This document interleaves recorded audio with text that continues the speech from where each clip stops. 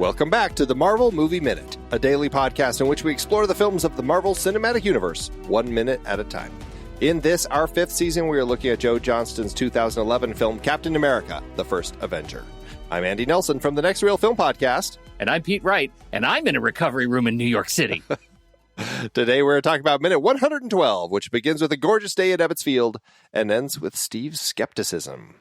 Back on the show, it's Steve Sarmento. Hello, Steve. I'm Steve Skepticism, and I'm on the radio. So basically, we are following Steve as he wakes up in this bed. As you said, he's fully dressed. He's got his same uniform, basically, that he went into the test tube with when he was transformed. And, he is looking around, feeling the bed and stuff, and listening to the radio. This is really kind of what's going on here. Again, it's very sepia. How does this play? Do you feel skeptical as Steve does as you're watching this? Are there hints of something amiss, or does this feel normal and it just seems like he's in a daze? Because I'm not a fan of the sports ball, I was like, okay, there's a baseball game on and there's nothing suspicious. Does he smell something? Is he waking up thinking, why is the world sepia tone? For me, I could not get a beat on like why he would sense that something is off, but it's clear he suspects something is not right. And I could not put my finger on that on my first watch. As I dig into research, I can say, oh, I now know why he senses that things are wrong. But for me, and I think probably the vast majority of Americans that are not up on, historic baseball games, there's no reason to think that there's anything wrong. Yeah, you'd have to really be a baseball fan to listen to a game from 1941 and know that it's a game from 1945. Like that takes a certain special for person. 70 years. Yes. That feels like he's not groggy at all. He looks great when he sits up. Like there's no crap in his eyes. What's going on? No. I know. He's got no IGO. That's what super soldier serum keeps you, from getting sweaty and crusty, I guess. And clearly some people have been taking care of him. So, knowing the nurses that generally were around Steve, I'm sure there were some beautiful nurses who were helping keep him clean, give him sponge baths while he was laying in the bed, and comb his hair, make sure he parted it the right way, getting the crust out of his eyes. Are you telling us what happened, or are you telling us a dream you had the other night about yourself? Asking for a friend. Yes. So anyway, they are the eye crust nurses, and they helped keep his eye crust clean. It's a whole squadron that S.H.I.E.L.D. employs. Squadron. A whole fleet. I'm sure if we go to some war memorials, there's a whole cement row of eye crust nurses. Yeah. So glad that exists in history now. Yeah, right? It's an important part. It is an important part. I wanted to just give you a few dates. Just this is from the Marvel Wiki, just to give us a sense of time as far as what has been happening, or where we perhaps are. Steve, as we know, we've talked about it before. He went into the ice. It was February 4th, 1945. And then it was actually publicly announced he was missing March 4th, 1945, several months before VE Day, which was in May. And so, and we didn't talk about the fact that the public would have already had a sense from the news that Captain America had gone missing in March, which is interesting. And so we don't really have a whole lot of information. Again, we're still assuming it's 1945, or at least the 1940s at this point. Just a little bit of additional information. In December 1949, that's when Stark, Colonel Phillips, and Agent Carter actually put a plan in place to transition the SSR into S.H.I.E.L.D., which they start doing in the 50s. So that's kind of the transformation of that, and kind of the evolution that they are going to be taking at some point. But anyway, I don't want to get too far ahead of ourselves. So sticking just with this scene, let's talk about this space that he's in, and the mistakes that are made in the attempt to gaslight Steve Rogers? Who would like to go first? Who would like to take a turn? Well, I think Steve, as the guest, always gets the inaugural swing. I get the inaugural swing of how did they make that room sepia tone? How did they do that? I would love to know the filters, yeah. I mean, I know when they are, and so I didn't know that, Stark had invented technology to make room sepia tone. That's right. At some point in the future. So that was the one thing that my wife turned to me and said, this really bothers me that this is still sepia tone. I said, well, only now that you know other things later on. And she said, yes, now it's problematic on a rewatch of like, no. And then it is, well, we have to be tricking the audience, right? We have to be fooling the audience. We're going to use all the tricks to make you think certain things. People in hospital beds that are dressed and windows that, from what I see through the screen at a certain angle, looks like, oh, that could be outside. If I were in that room, would that really look like outside? If it's not really outside, I don't know. There's things going on that, I don't know anything about lighting in the 40s. So the lamp that's on the table, I don't know how accurate that is historically. The radio, everything looks like it's supposed to feel of a certain time. And this is one of these things where it's far enough in the past, unless I was watching this with like my grandparents or something, for them to say, that's not historically accurate for 1944. I think it's something that we're just going to assume that everybody is fooled enough to think this is continuing to look like that period piece. Yeah, we need to believe that it's 1944 because that makes Steve smarter than us. That's the important part. Like, I think they do an able job of making it look that way. And then when Steve first, hurls the soldiers through the wall in the next minute, we get the reveal that things are not as they seem. And but in the this world minute, is no longer sepia tone at that point. The world is no longer sepia right, once tone. he's out of the space. Yeah. Exactly. And I think that's like we have to be on the bus and the sepia tone and everything. Like, but the only thing I can think about is that window's open and I guarantee you he is smelling the future right now because I'm sure Yes. that New York did not smell like it does in that room, right, in that hangar.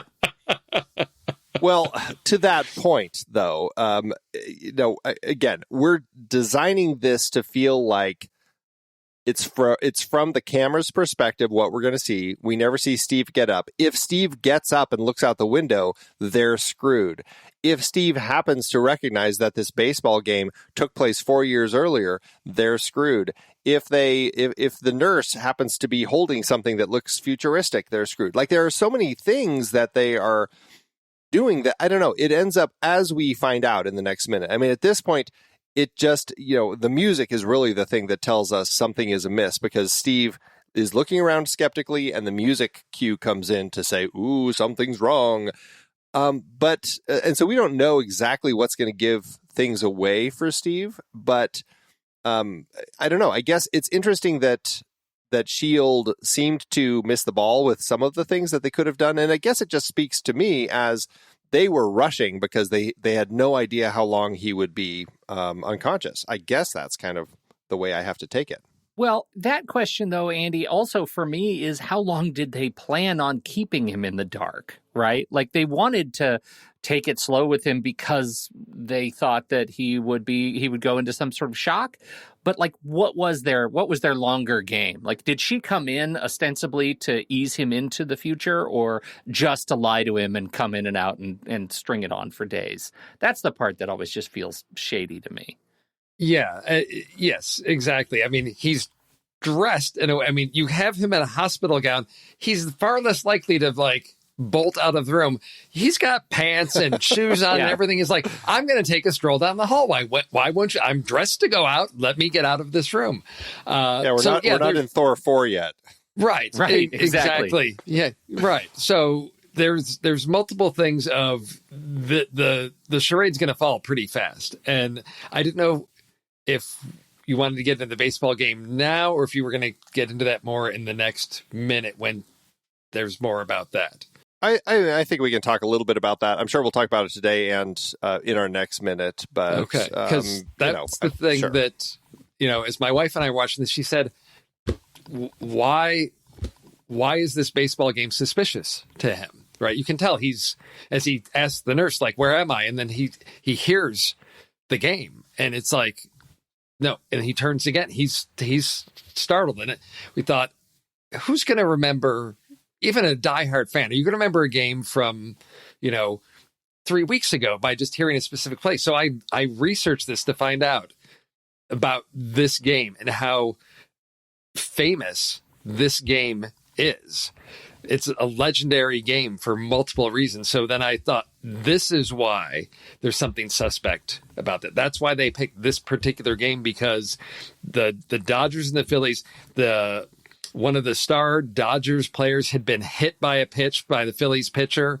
And you hear that in the broadcast of like, oh, last time he was at this pitcher, he got beamed. So, but this player was like one of the greatest players at the time. One of the fastest runners, his outfielder would hurl himself into the wall to go after a ball. It injured himself multiple times. So he's a legendary figure. And so this game, and this play that is described here is one of the last in the park grand slams ever. It was decades, I think, before there was another one. So it's multiple reasons why this game in particular might stick in a baseball fan's mind. Yeah. So because, for me, not knowing that, this seems, is he super smart? Is he got Google in his head and he can recall any game? No, it's something very specific. So I have to credit them with... Well, he does. But. Well, yes. But I do have to credit them with, if you're a fan of the Dodgers and you know your baseball history, this is a game that's going to stand out. So I have to give them credit for picking an iconic moment in Dodgers history for this moment, to give some credibility. It wasn't just, Steve was a baseball fan and remembered a game that he may have been at. It's this specific game is something that everybody would have been talking about for a long time. So I think that's important to understand when it comes to the credibility of Steve starting to question things. We'll talk more about the game next time, but yeah. Does this feel like a familiar trope to you guys, using, radio as a trick of time? It feels like this isn't the first time we've seen this in play, but I can't place any other movies where it's been done. Where like somebody hears something on the radio that clues them in that something is wrong. What they, yeah. I do feel like that's something that I've heard before, but I don't know if I could pinpoint. Oh, well, here I'm looking on tvtropes.org, our favorite place, and there is a trope called the anachronistic clue. Ah, there we go. Yeah, and that is when he wakes up in an unfamiliar room, realizing something is not right. The radio is playing. Also, it says, so aside from the radio, I love the site. They dig deep. He's also likely clued in because the woman who comes in, we'll talk about her in a minute, she's wearing a haircut that didn't come into vogue before the mid-2000s. American professional women in the 40s did not wear their hair loose like that.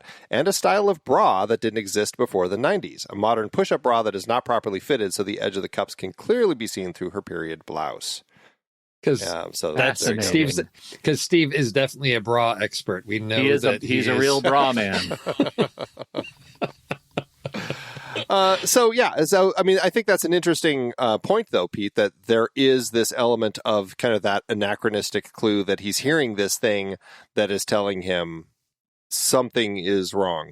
Now, I think that when she comes in, she could have said something to clue him in. Oh, this is an old broadcast or something, but that would also require her to know that. And I don't know if she has any particular sense of what the game is. It doesn't seem like she knows. She's a SHIELD agent in 2012, probably has no clue that this was a particular baseball game from 1941. She just, if anything, she knew, well, it's an old game. Right. Yeah. But I do like the way that it does give a sense of that suspicion. And again, for the three of us non-baseball fans, without knowing that information, there still is something that catches Steve's ear about it. And I think that it does play kind of interestingly. To your point, though, Pete, it does make me wonder, is there intention for SHIELD to have done this? Because the question that I would then come to as an issue with the film is like, why would the writers choose to pick a game that clearly took place beforehand, unless the intention was we needed a reveal to show that Steve was suspicious?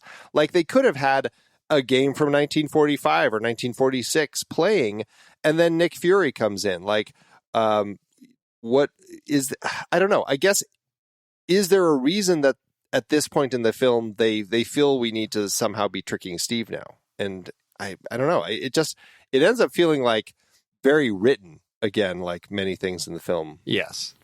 It's more about tricking the audience than tricking Steve, is really what this moment feels like, because we've set everything up and it's like, oh, he's still alive. Oh, it's still the 40s. Oh, wait till we pull that out from under you. And the power of that moment versus the logic for why, if Steve's recovered, they're trying to make him, yes, culture shock, one thing possibly, but clearly they didn't do a good job of that. And you would think that with plenty of, time to research things, they could have pulled that off better. But then again, like, to what end? As Pete said, like, how long are you going to keep him in this illusion of being in the 40s? What's your end game, and why not? Because we don't know how long it is between when he's recovered from the ice and when he wakes up. Has this been 2 days, a week, a month? How long was he? Another 16 years. Yes. He's just been dressed in the bed. And I mean, the other piece is, what caused him to wake up? I think we're led to believe it's the sound of the game that wakes him up, but was he drugged and the drugs wore off so they knew he was going to be waking up? Why is the nurse walking at this time? Is the room being monitored so they see that he's woken up, so that's her cue to enter?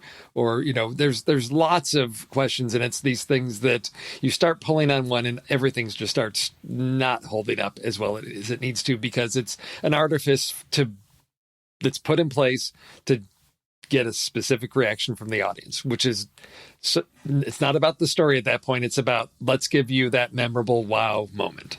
But let me just be clear.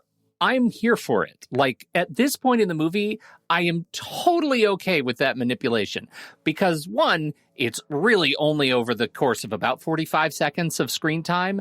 And I like that Steve is too smart for me in this moment. I like that I've been led down that path because that's the level that he's ahead of me. He's supposed to be ahead of me. He's the superhero. And now we get into the next, as we lead into the next minute, we're in our reality that is familiar to me. I'm really okay with it, even if I see it coming. Yeah, and I think that's really what it boils down to. Yes, it feels written. Yes, it doesn't make a whole lot of sense. But at the same time, would it have been better for Nick Fury to just walk into the room and say, hey, glad you're up, by the way, it's 70 years later? Or would it be better to show Steve, throw soldiers through the wall, run out into the modern New York, into the noisiest, busiest place that he could, and have that final conversation there? That's the visual that you want in a movie. And so, I mean, it absolutely makes sense. Because that's the perfect place to have like a super soldier you're trying to convince us 1940 is in a room that's right off Times Square. That's the perfect place to have that, because there's no way like ambient sound or the, city, sounds are going to in any way disrupt that or, intrude on that illusion at all. That's right, Steve, of course. That's where S.H.I.E.L.D. has their, secure location, is just like you open some double doors and boom, you're right there out on the street. Well, that is what's funny. A lot does change over 70 years because the only SSR that we know is deep underground under many square blocks of Brooklyn. And now they're able to shine in the sky. Now they're on Broadway. Yes, exactly. Yeah, I guess, and I guess that would have, yes, put it. I don't know what happened to the antique store in the whole SSR base that was below there, and that would have made sense to me. It's there. It's a familiar place. Because then even if he got out, it's like, oh yeah, you dress up, you put on the whole show, right? Of like, oh, it's SSR. It's been a couple of years, Steve, and so that's why you don't recognize any of these places. That's why we don't have, familiar women grabbing you and kissing you in the, behind the stacks of stuff. But yeah, again, it's not about that. That would be a storytelling point. This is about the the shock of the twist.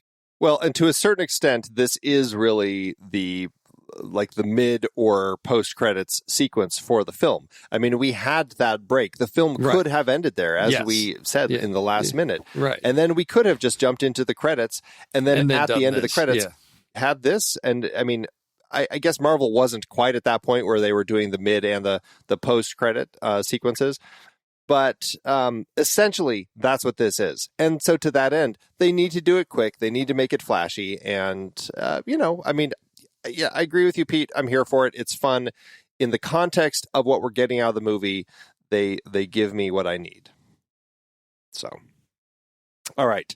Our S.H.I.E.L.D. agent who comes into the room. This is the most recent cast member that we've had arrive in a while. And we really only have one other who's going to be showing up in the next minute. But this is Amanda Righetti. IMDb game for Amanda Righetti. I'm going to tell you what her 4 films are, because I'm guessing neither of you are familiar with Amanda Righetti. But I will say she's actually in quite some big stuff. I got nothing. Do either of you want to guess or no? No. I'm going to say one of them is Captain America, the First Avenger. You are right. I don't think she's been in anything bigger than this.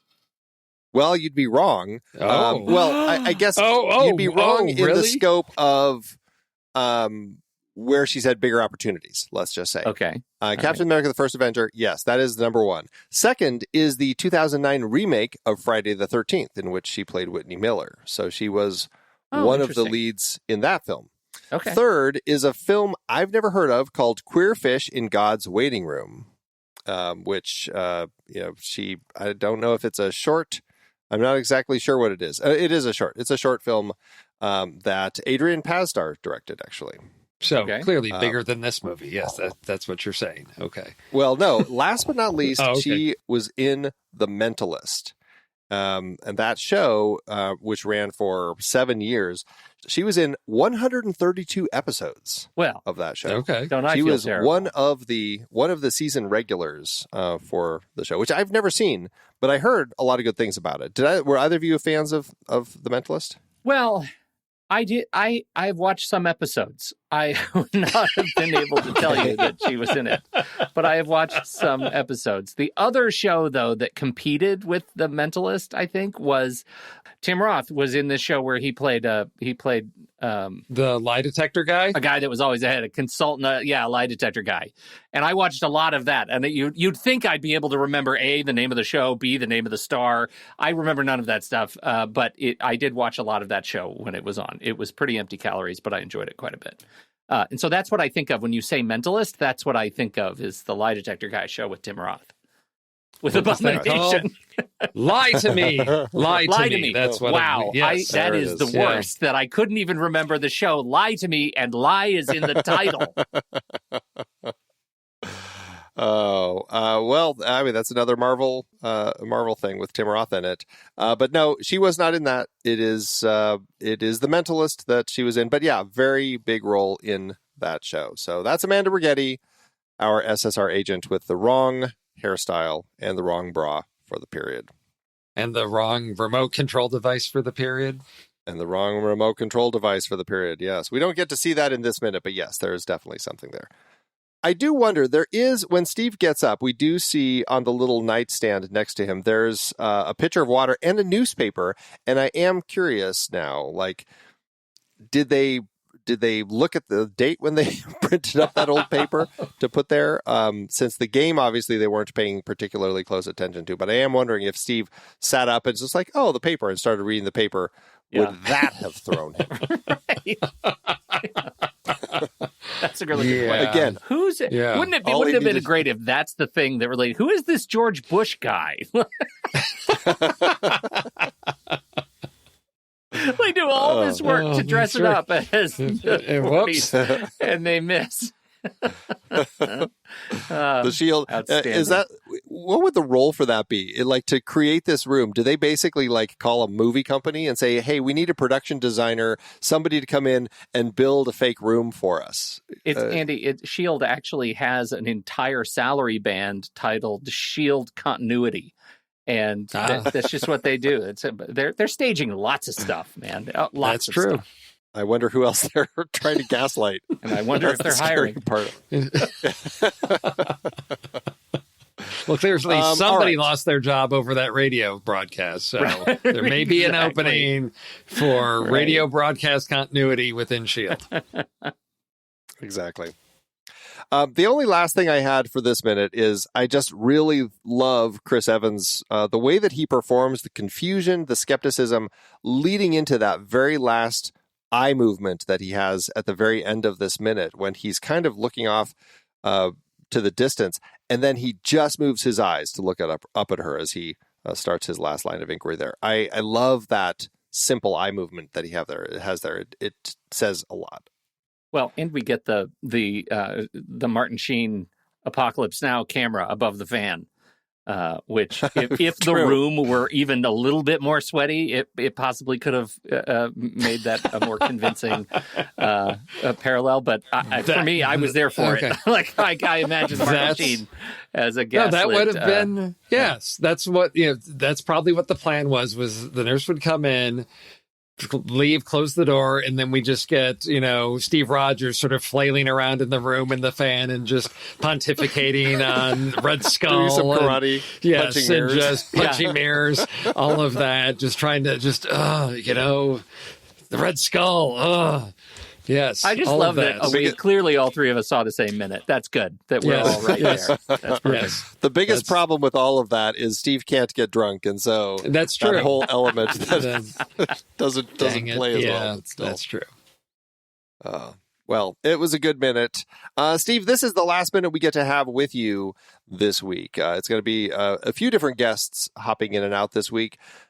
So what we have been asking our guests is, do you have a favorite Captain America moment from any of the films or TV shows or comics, whatever your fancy? But do you have a moment that you would say is your favorite? Yes, and so I can't name it specifically.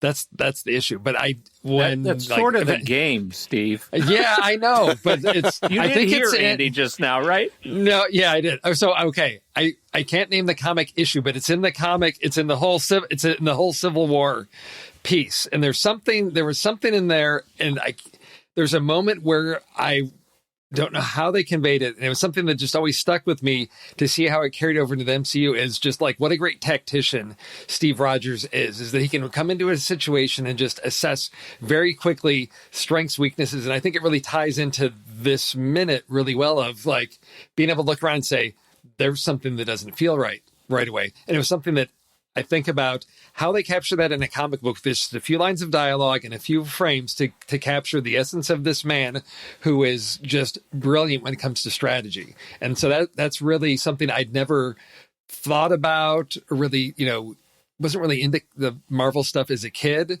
but was familiar with all these characters. But then really seeing that aspect of him just in that series of comics gave me a lot more respect for the character of Captain America, made me appreciate him in a way that I hadn't before, and realized that he's more than just a guy with a shield, that he's just this really brilliant guy. That's something that I had a lot of respect for, how they carried that through, I think, in the MCU of giving him that ability.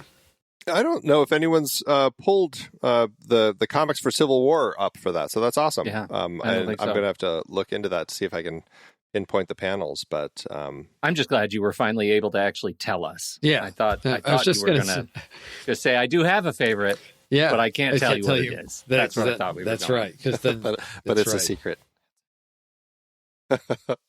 All right. Well, Steve, it has been a thrill chatting with you about these 2 minutes this week. So thank you again so much for joining us here. Well, it's been a pleasure being here, and I hope you all wake up to sepia-toned worlds tomorrow. If I do, I will be skeptical. That'll be the first sign something is amiss. All right. Well, tell everybody again where they can tune into some of the shows that you've done. They can tune into all the stuffs on the True Stories things with Trailer Rewind. Hey, you can even dig in the archives of the Film Board, Three of a Kind, just my take on movies. But I really encourage people to dig into the archives of the Trailer Rewind. There's a lot of stuff that's on streaming services that we talked about on that series, and hopefully get you to discover a new favorite or try something out that you wondered whether it was worth your time. Great show. Lots of great episodes. Everybody check that out. The link will be in the show notes.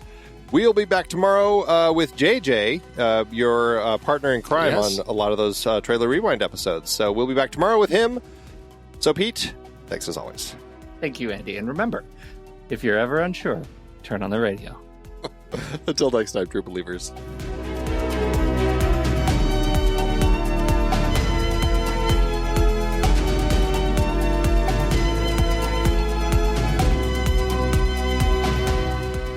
Marvel Movie Minute is a production of TruStory FM. Engineering by Andy Nelson. This season's music is Spread the News by Anthony Vega, and this season's show art is by Winston Yabo. Find the show at trustory.fm, and if your podcast app allows ratings and reviews, consider doing that for this show.